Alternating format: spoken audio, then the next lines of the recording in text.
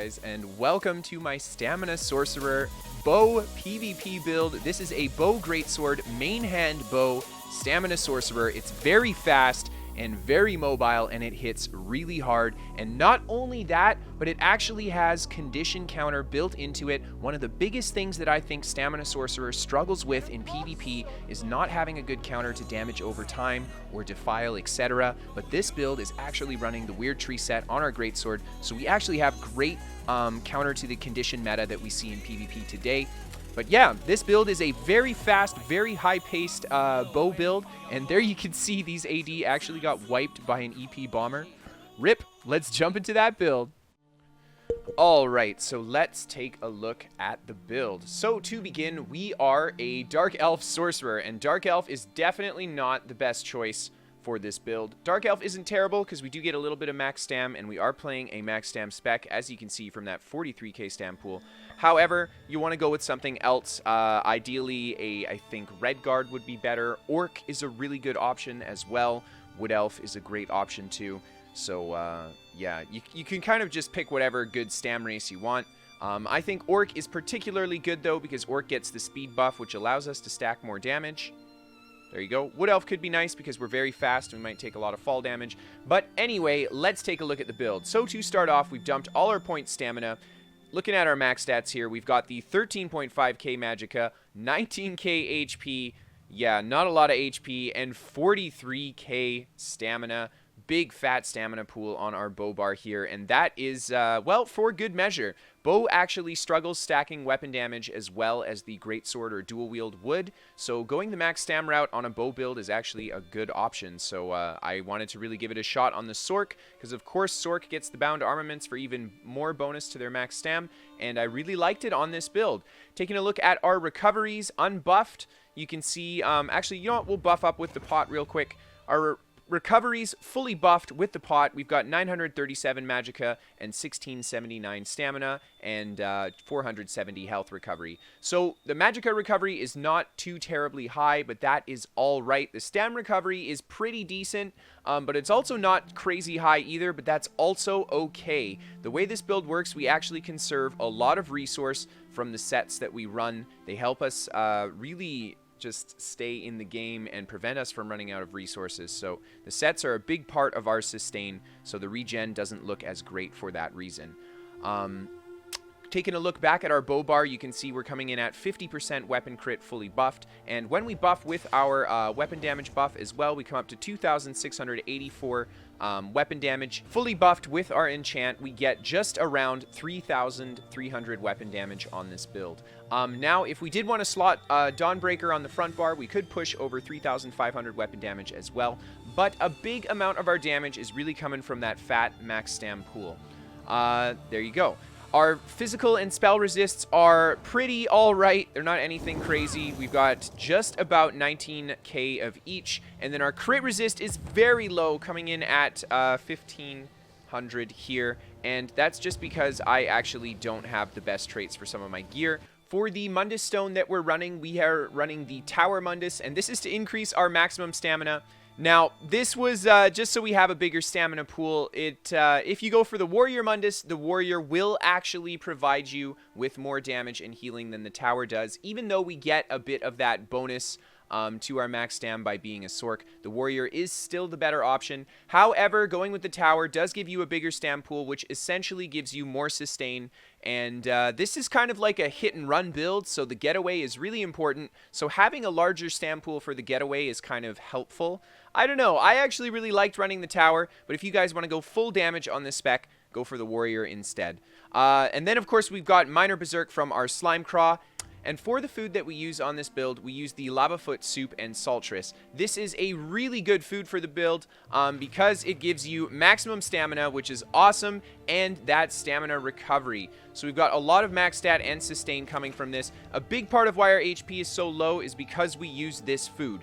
Now, you can use like something like Dubious Cameroon Throne, if you feel like you don't have enough HP on this build, but you do give up sustain and you do give up max stat for it. I feel like you're almost better off sticking with the Lava Foot.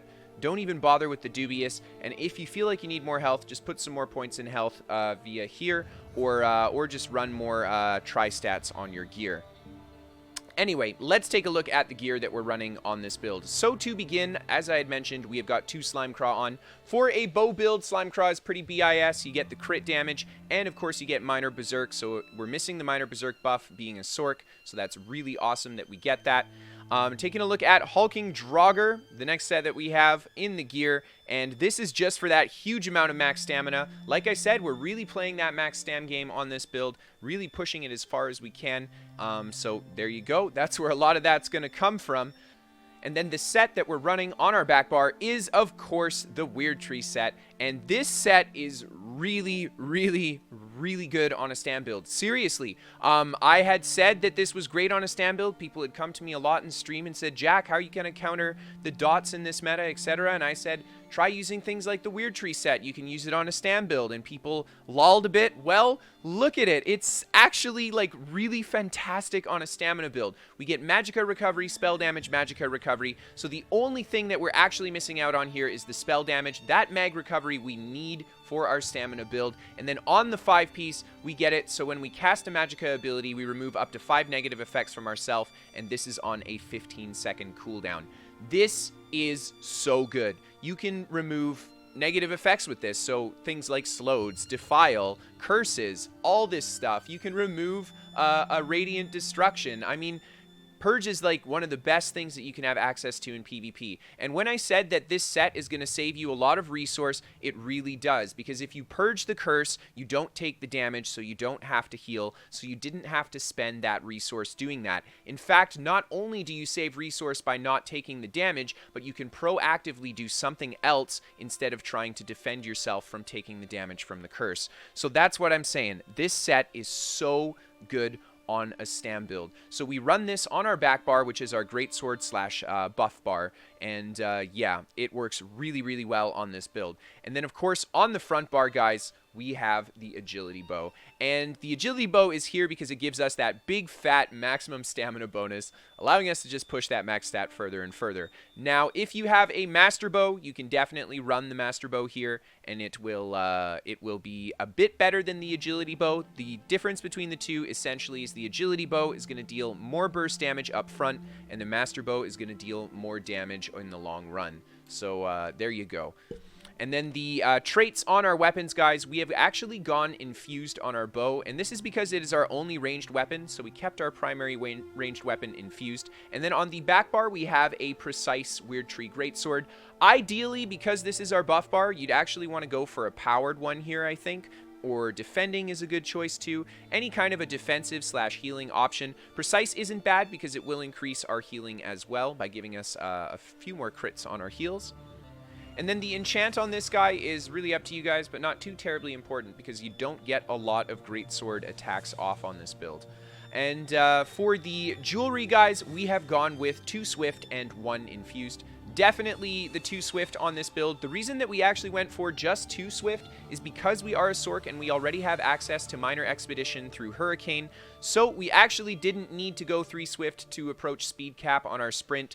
So I left the last one here for infused just to bulk up our weapon damage so we didn't give up too much damage going for the swift route. And this is where I'm saying that if you're an orc, you can go for just 1 swift here and then rock 2 infused for even more damage. Now, if you want to stick to that max stam route, you can here, but I just went infused because it was the better option, and I did want to transmute this guy to infused because the Weirdtree set, honestly, I'm going to use it on a Magicka build later, and infused is pretty translatable between the two. Ideally, though, if you want to go for the max stam, you can go for it here. It's really up to you guys. The infused is more damage, but the max stam is going to be more sustain. So it's really up to you. And then, of course, for the gear, guys, we have gone with a mix of well-fitted and impenetrable. I would recommend 5 well-fitted and 2 impenetrable on this build, or 4 well-fitted and 3 impenetrable. I was only running 1 impenetrable when I played this build on 19k HP, so I got hit super hard by some stuff, and yeah, that's why I would say run at least 1 to 2 more impen than I did. Otherwise, you find yourself being quite squishy. That being said, we are very kitey, right? If you play this build right, you don't get hit very often, and essentially people are just trying to chase around and get to you, and you're just dropping arrows on them from a distance. So that's really what you want to aim for. And the well-fitted is really important for that playstyle just because we don't want to get hit. And well-fitted paired with a really large maximum stamina pool means that we can potentially chain like 8+ dodge rolls back to back. That's pretty crazy. It'll cost all our stamina, but if we really need to do it, we can get out of a sticky situation by doing something like that. So there you go. Well-fitted, super great with our max stam pool. And then for the enchants on the gear, guys, I have actually got full tri-stat Hacky Joes. I would recommend that you do the same. You need the max magicka and you need the max health on this build. Yeah, it's going to be expensive. I'm sorry. This is the most expensive part of the build, is these tri-stat glyphs. The rest of this stuff is actually quite easy to get / cheap. Anyway, let's take a look at the skills that we're running. We're going to start on that bow bar with our first ability, and of course it is Poison Injection. This is going to be kind of our execute / our kind of pressure over time move. And this ability we use when we're attacking something that we can't kill with our flat-out burst, just to put that kind of execute dot on them, dealing exponentially more damage as their health drops below 50%. The next skill that we have is Focused Aim, and yeah, you can go with either morph of this. I went with Focused Aim for that minor fracture debuff, just a little bit more damage, 1 or 2% more. Focused Aim also has a higher tooltip for a Sorc, because Sorc gets a bonus to physical damage, but doesn't get a bonus to poison damage. And the other morph of this ability that gives the healing debuff is actually poison damage. So there you can see the tooltip is not only a little bit better, but we also get the minor fracture. So Focused Aim is by far the best burst morph of this skill, but if you want to go for Lethal Arrow, you can, and Lethal Arrow is going to make it hard for targets to out-heal your consistent damage. So it depends kind of what route you want to take with your combos, or what you feel works better for you.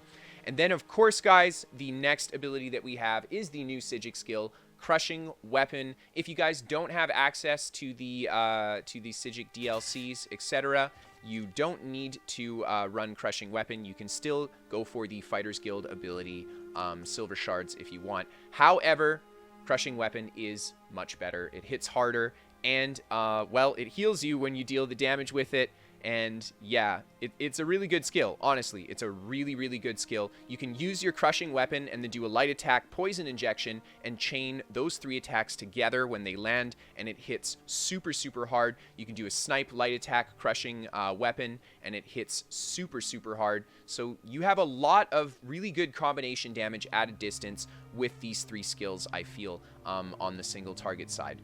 And then the next ability that we have, of course, is Bound Armaments, and this is here for 2 reasons. Number 1, we get that 8% max stam bonus. We're going to hit nice and hard on our bow bar. And then finally, our light attack damage is increased by 11%. That's really nice because we're using Crushing Weapon, which already is going to make our light attacks hit harder. So this combination means that Crushing Weapon goes even further for the build. And then finally, we have got Hurricane as our kind of armor buff / minor expedition access on this build. Hurricane is not only that, it's a really great AoE damage ability, and for the bow sorc, it's actually quite good because it works well when people jump on top of you, and that's arguably when you're going to be the weakest on this build. And the mix of Hurricane and having a heal from Surge means that when people are on top of you, and that's when you're technically kind of at your weakest, you actually have a lot more healing power than you would normally have if you were at a distance and able to kite them better. So this gives you kind of viability in some up-close combat on this build. The healing from Hurricane Surge combo is really, really good, and it's a really hard counter to things like Stamina Nightblade. So yeah, I really like it, and I would recommend it on not just this build, but every sorc. The Hurricane Surge combo is really, really strong in PvP. And not only that, but the Hurricane Surge combo is also going to be great if we have to fight a dot build. That's going to help us out as well. So there you go. And then finally, for the ultimate on our bow bar, now this one is very subjective and up to the user. I have picked Suppression Field, the morph of Negate Magic. Anyway, we'll get back to the one that I picked, and we're going to go with some other picks right away.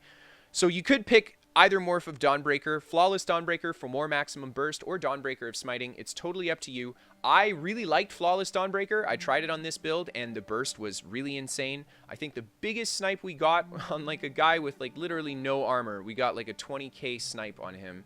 I think it was 19.7k snipe crit.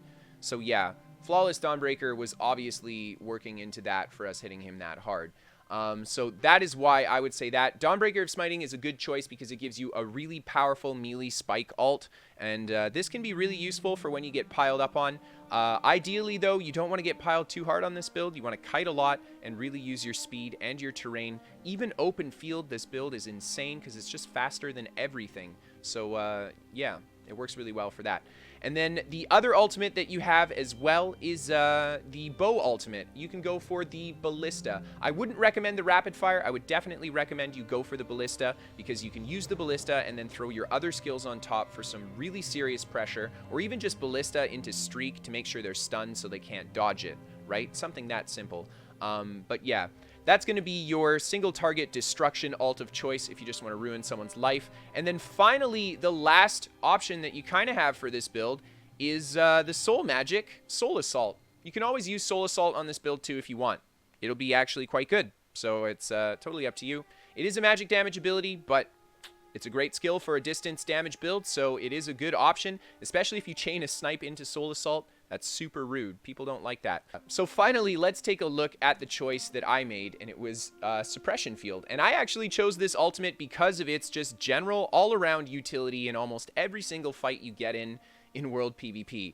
Seriously, Negate is like, it's the only skill of its kind. It prevents people in it from using any magic ability, regardless if they have CC immunity or not. You cannot cast spells in Negate, and this patch you can't even mist form through a Negate. It is so freaking strong. And yeah, I've used it to just turn fights. You can trap a Magsork, throw a Negate on them, streak through them, and then start shooting at them, and they will just eat those arrows if they can't roll dodge. They won't be able to put their shields up. The Negate is the clutch ult that Sorc has, and in my opinion, this is honestly probably the best ult for PvP in the game. Yeah, enough said. That's why I'm running Negate. You guys will see in some of the footage where we bust out the Negates, and it works really well. It's a very good ultimate. But like I said, you have a lot of choice for your front bar ultimate on this build, and there's a lot of variety. Now let's take a look at the back bar. This is our greatsword kind of a defensive back bar, and we've got all our buff skills and stuff on here as well. So the first skill that we have, as I had mentioned, is Critical Surge. This is going to be access to Major Brutality, which is super sweet, but not super important because we do have Rally.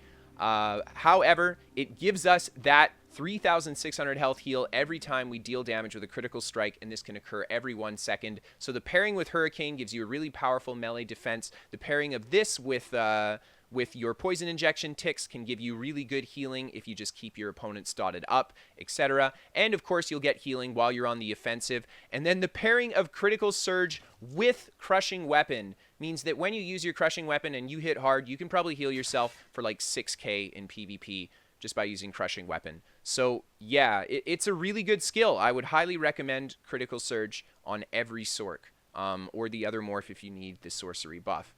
The next skill that we have is Dark Deal, and we took Dark Deal just to turn some of that magicka into beautiful, beautiful stamina and hit points. This is going to be kind of a burst heal for us, as well as some stamina return. We don't use Dark Heal a super huge amount on this build, and in all honesty, if you want to, you can definitely play this build without using Dark Deal. However, it is a really, really good skill, and at the end of the day, Dark Deal means that we can pretty much never run out of resources as long as we can get that good getaway, quickly Dark Deal ourselves back up, and get right back into the fight.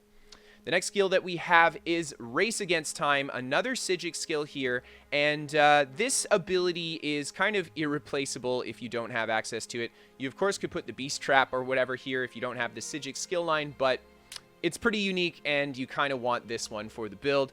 You're going to get that Minor Force buff for 12 seconds and Major Expedition for 3 seconds, and this also will reduce the cost of our sprint by 50% for 3 seconds. This is just a great resource saver. It's going to allow us to move very fast, very cheaply, and essentially just make that getaway easier. The Minor Force buff is really great because it's just going to means that we're going to deal more damage with those crits, giving us bigger burst and bigger burst. The next skill that we have is Rally. Rally is going to be your kind of primary heal for the build, I guess. It's going to be a nice heal over time, and then on top of it, you get that burst heal when you reactivate it, or when the heal itself expires, and then of course it is access to Major Brutality. Now, for this build, we are running the Greatsword on the back bar, but it occurred to me that we could actually do Bow on the back bar on this build, and it would function very similarly. All you'd have to do is switch out Rally for Vigor, and that's it, and you could run Bow on the back bar. Now, if you guys wanted to do this Bow, I would definitely put the Infused Bow on the back bar then, and then Nirnhoned your front bow. But if you do the Greatsword bow like I have it here, go for Infused on your front bow. So the bow option will actually deal a little bit more damage. However, I feel like the Greatsword option has a bit more defensive utility via Rally just being kind of a better heal, I think, than Vigor.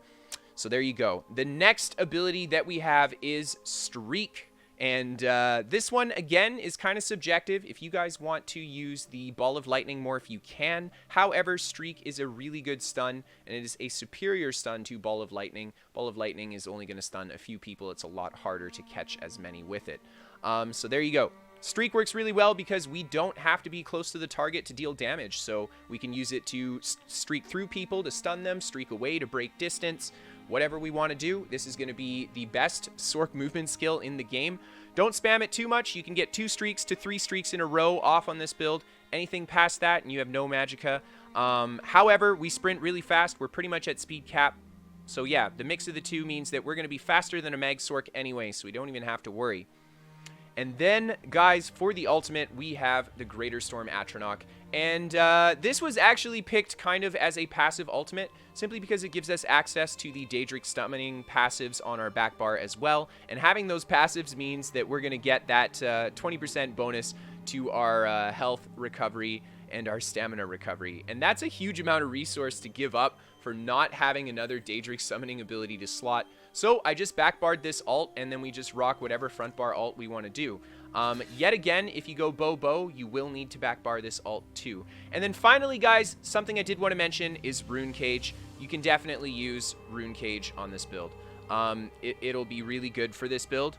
And yeah, that's all I can really say. You can use it on this build. It'll be a very good stun. I didn't want to use it because I feel like it's going to get nerfed soon, and I don't want to make a build that revolves around a stun that's going to get nerfed. So I hope that makes sense for you guys. But anyway, it is a good option this patch, as it will allow you to really land those snipe combos on pretty much anything.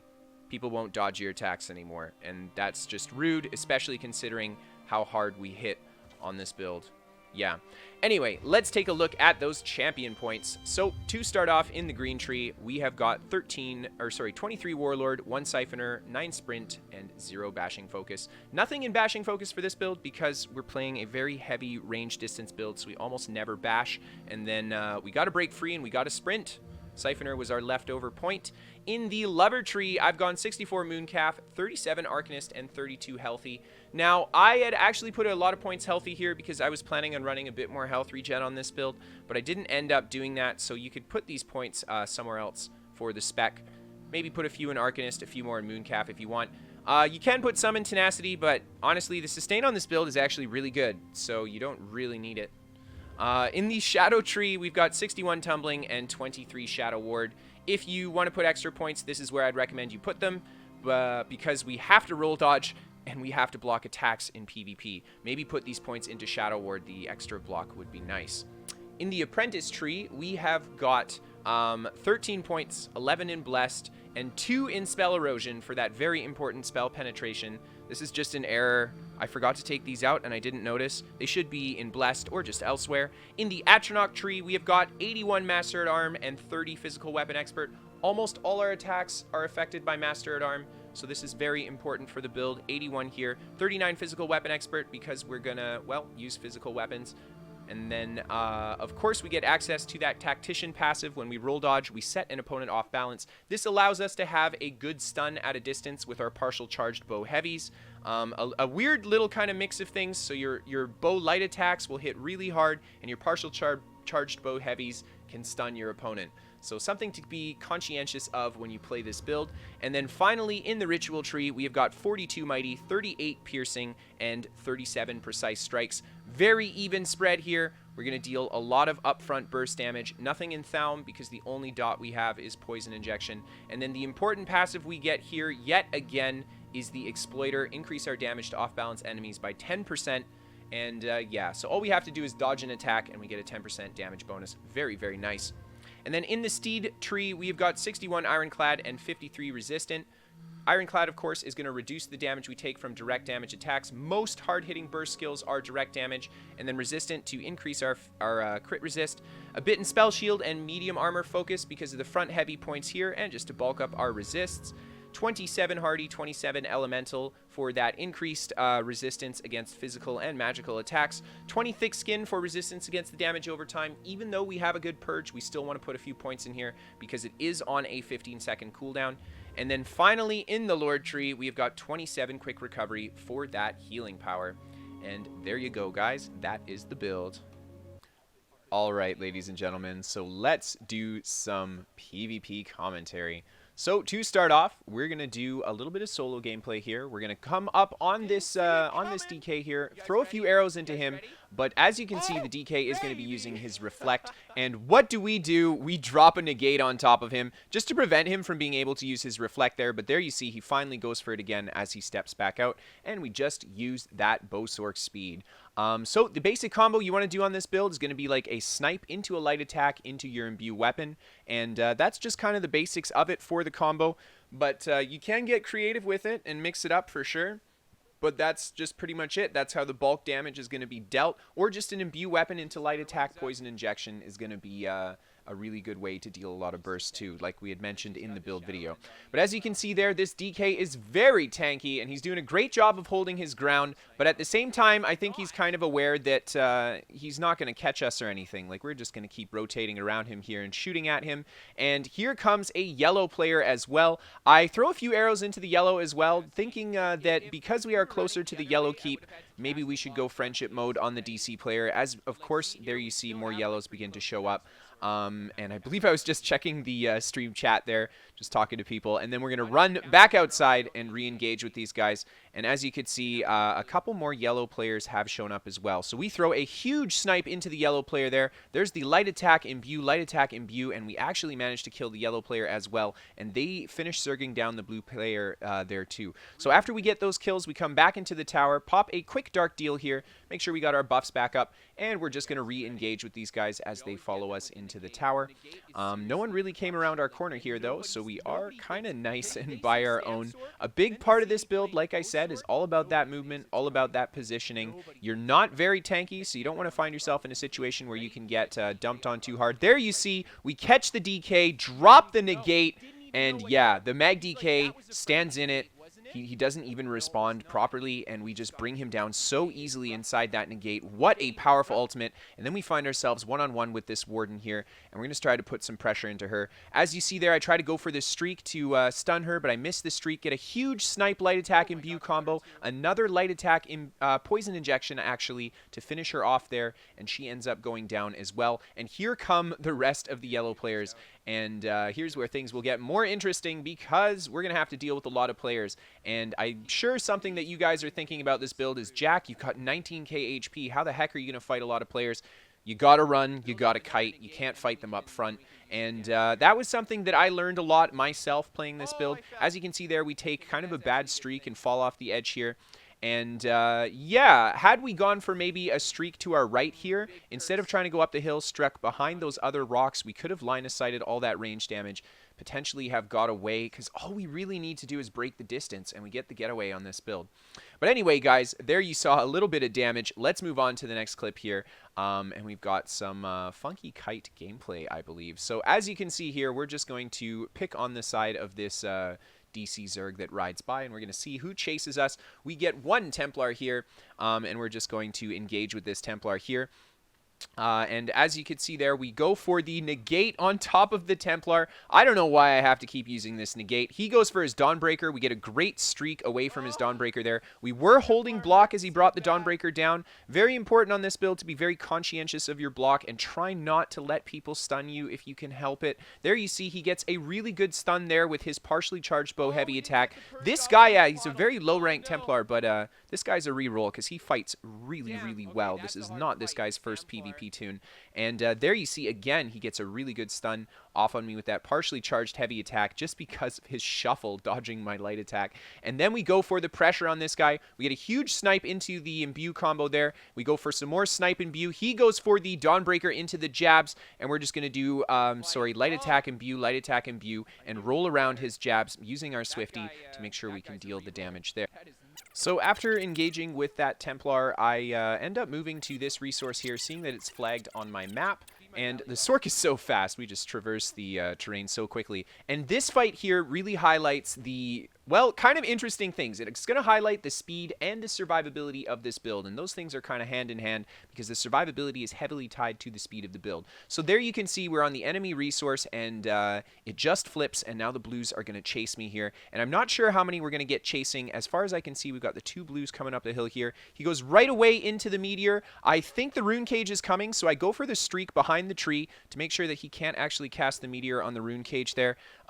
Yeah, meteor rune cage, absolute just dirty mode combo. Hate that from Mag Sorcs, so there you go. So we do another really fast kite here, and here you can see we just use the speed, and these guys cannot catch us. We drop the negate, so beautiful. We catch this Sorc really good with the negate. He takes huge amounts of damage. We actually managed to put good pressure into him, but we didn't get the stun early enough on him, so we didn't trap him in the negate. Had we gotten a better trap there, I think we could have gotten away. But then we're just going to split right back over these guys and go the other way. This Nightblade here is just going to spam ambush on us. Not too concerned about that. Our Hurricane is honestly going to out-heal the ambush with Surge, the ambush spam, and all it's going to do is slow us down just a little bit. There you see we get a really big heavy attack off on him, and because we had dodged one of his ambushes, we stun him with the heavy attack, return that stamina as well, and then we take another stun here. I turn around and go for the streak right away, the streak being a great call there because we managed to hit all 4 players with it, so it's going to be super beneficial. And now we're in a really dangerous position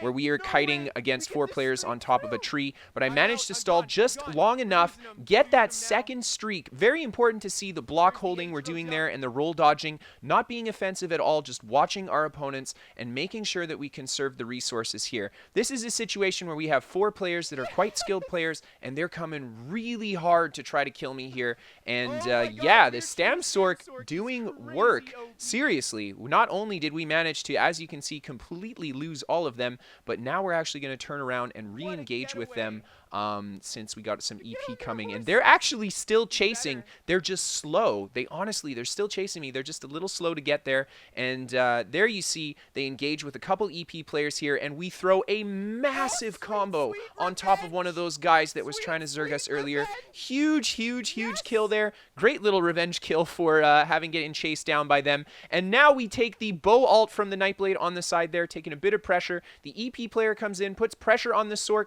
We put a little bit of damage, but that was mostly the other player that got him there. EP player gets a huge stun there. We hit that guy with the light attack imbue, bring him down as well. And then the last one we managed to finish off here too.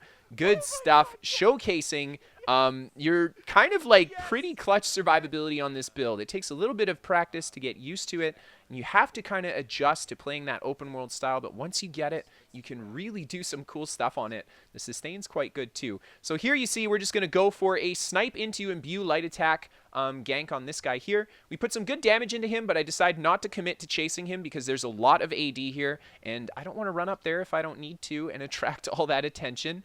So I just peel back down here and go back to attacking the reinforcements. This Templar here, just kind of like AFK running, put huge damage into her, but she falls off the side of the cliff and is no longer a target we can hit. So we switch to this guy here, put big damage into him with the snipes there. As you can see, he's going for some Eclipse on us and Resto Heavies. Eclipse is it does not reflect your snipes or your light attack poison or imbue weapon, so Eclipse is not a huge issue for this build. Plus we can purge it with that greatsword purge as well.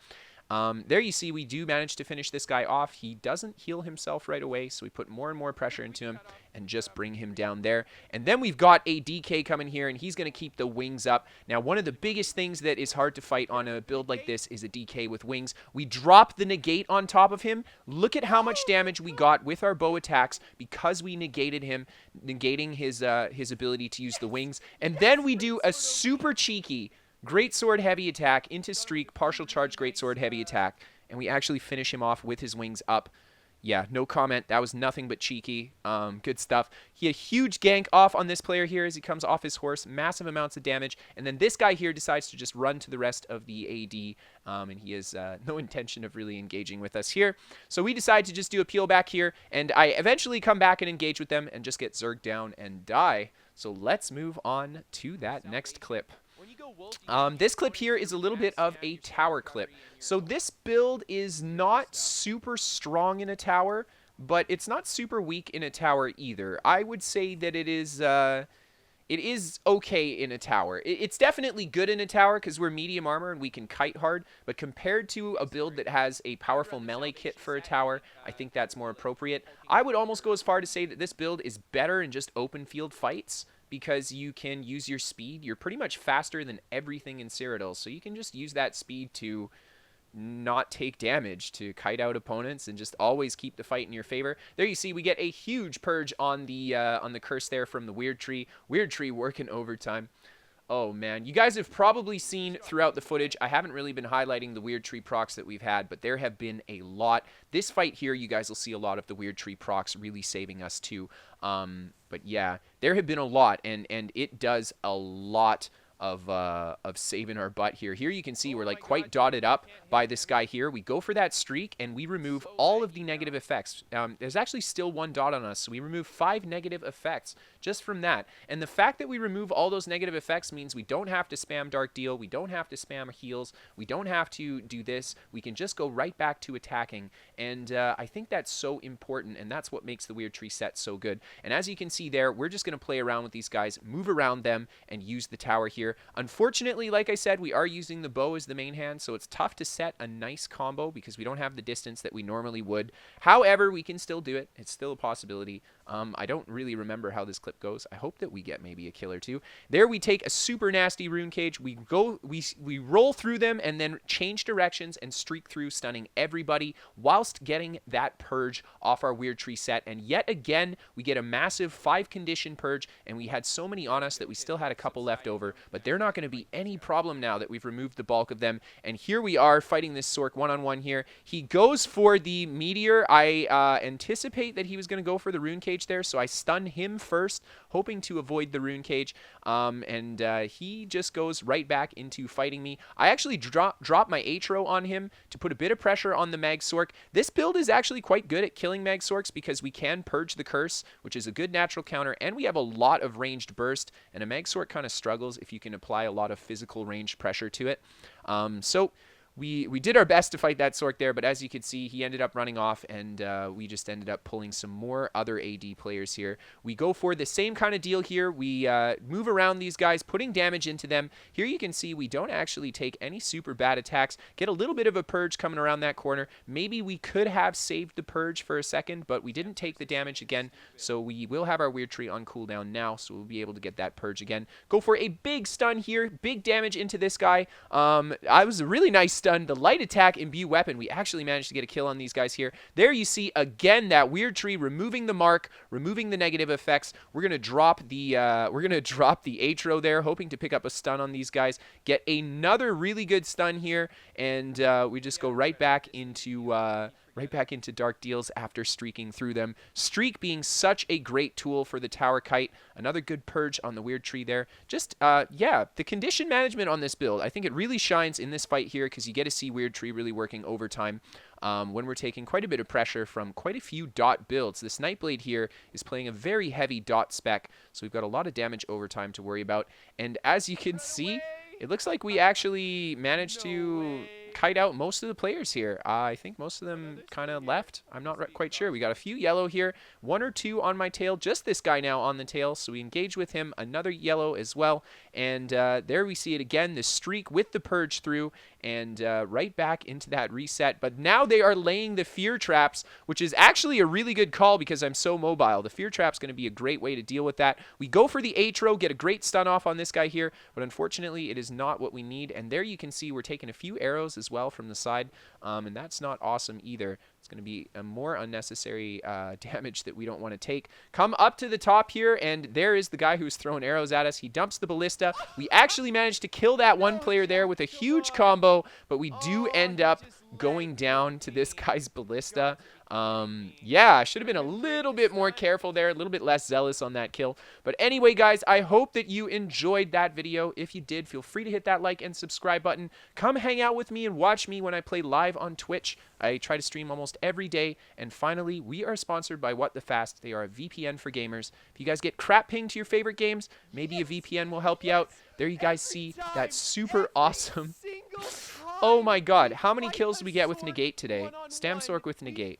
Enough said. Have a good night, everybody. Thank you for tuning in.